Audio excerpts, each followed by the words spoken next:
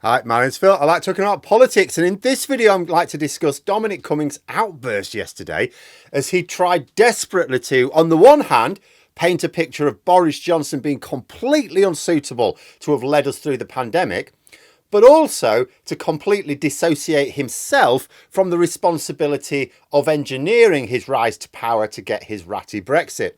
But first, if you'd like to be notified of daily news and politics, please subscribe to the channel. So before I get onto what Cummings was ranting about and how his logic has a couple of large holes in it, bit of background. Boris Johnson became Prime Minister and won his majority parliament in no small part down to Dominic Cummings. At the time, he was quite happy to take responsibility for that. His responsibility lay in not only building up Johnson's image as the captain of Brexit support within Westminster during 2016, but in the lies he helped propagate about what leaving the EU would mean. There were others doing this as well, of course, but Cummings played a key role. Then he helped Johnson chart a course towards becoming Prime Minister, albeit of a shaky alliance. It seems to have been Cummings who was instrumental in Johnson's strategy from that point on, including purging the party of those who stood up against the worst of the Brexit madness. It was no doubt his idea that all Conservative candidates for the election had to swear allegiance to the Boris Johnson Brexit. Cummings himself has boasted that he kept Johnson in the dark about what the hard Brexit would really mean. So it wasn't really the Boris Johnson Brexit. It was the Dominic Cummings Brexit. That's according to him. So whether true or not, he revels in taking responsibility for shaping the extreme Tory Brexit. And as a result of that extreme Tory Brexit, we ended up with a Conservative majority of MPs who had to prioritise the hard Brexit above all else. This ideology shaped Johnson's cabinet. They had to be ultra loyal. That was the overriding principle. Not competent, not clever, not capable, loyal to Johnson and to Brexit. That Cummings may have had genuine disdain for the people that Johnson gathered around him in that cabinet is irrelevant. He charted the course which made it all inevitable. And throughout all of this, he knew that Boris Johnson would make a very bad Prime Minister. Cummings chose Johnson as a useful idiot who could be a puppet for his own ambitions. He would get Johnson into power. He knew that Johnson didn't really know what to do with power, so he would be whispering in his ear saying, I tell you what, just delegate these things to me. I'll do brilliant things and then you get all the credit. Absolutely lovely. You know, and it began to work as well. Although Cummings was just a political advisor, Johnson gave him the authority to start making sweeping changes to the civil service. And so when COVID hit, think about where we were. We had a Prime Minister and Cabinet who were only interested in delivering their Brexit. The party had been set up as a Brexit party in power. There was no other policy that mattered more. We had a Cabinet of the spineless and weak-minded. Many were politicians who couldn't have hoped to achieve cabinet status under normal circumstances, so they were happy to remain loyal to Johnson and not get involved when COVID measures were clearly going wrong. We had chaos within the civil service apparatus of Downing Street itself. Cummings has raged about this, but he's the one who created the conditions for that chaos. He was the one who was dismantling all the previous structures. And all of this was so he could get his hard Brexit. And unlike some others who profited a great deal, I'm not actually sure that Cummings was even all that bothered about Brexit, other than as a way to feed his ego. You know, he no doubt thinks of himself as the man who changed the UK forever. He doesn't care whether the change was good or bad, as long as it was big and he was responsible. And so we jump to the present. Boris Johnson has been exposed as having been wholly unfit for purpose. Johnson's Director of Communications said that COVID was the wrong crisis for Johnson. A Prime Minister who cannot manage a crisis should not be a Prime Minister at all. And the COVID crisis, right, that was something for which the government had a wealth of expertise, not within the government, but in terms of the NHS apparatus, and advantages on his side.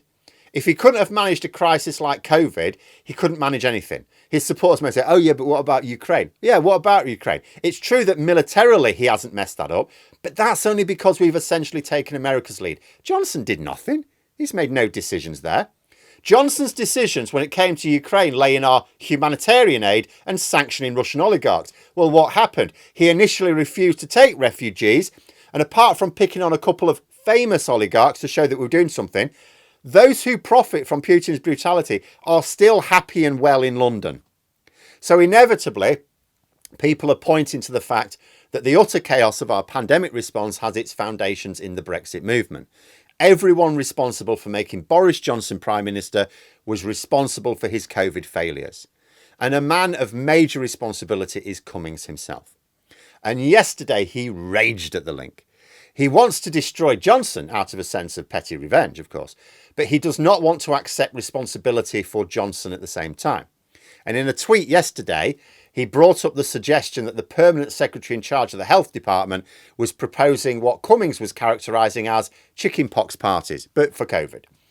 A mad idea, which even Cummings recognises as a mad idea. He tries to defend the Brexiteers around Johnson, including himself, by saying, well, actually, it was the Vote Leave spads who made sure it couldn't happen, who persuaded Johnson not to adopt the policy. However, there are two massive holes in his argument. The first is, if Cummings didn't engineer Johnson's rise to power, we'd have had a vaguely credible Prime Minister.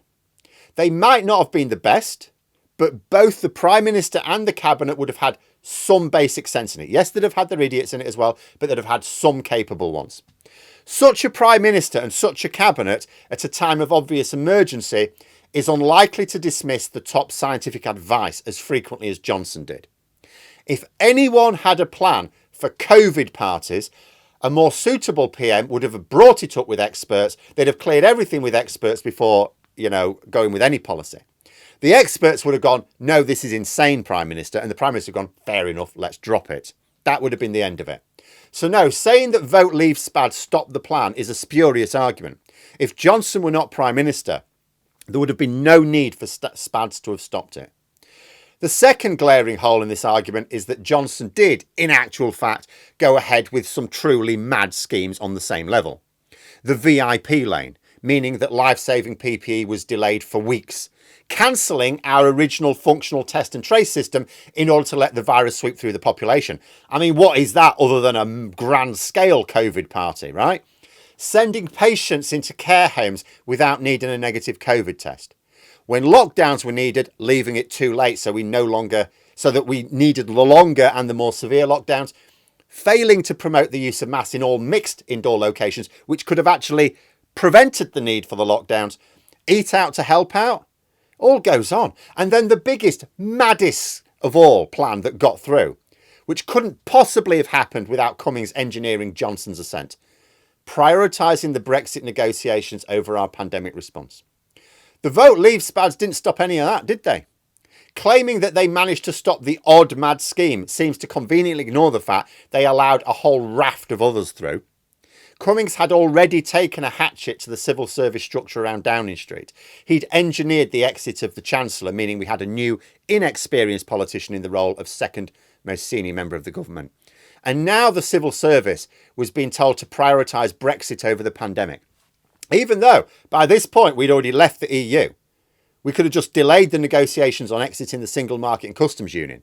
No, Dominic Cummings does not get to disentangle himself from this responsibility. While he rants daily about how useless Boris Johnson was, it was Cummings who played a huge role in putting him there. And it's not that Cummings only realised Johnson was useless during the pandemic. He knew it beforehand. He did it for his own personal, vague ambitions. But there we are. Those are my thoughts. Let me know yours in the comments below. Hope you found the video interesting. If you did, please click the like button. And if you'd like to support the channel further, the join button for memberships. And until next time, I'll see you later.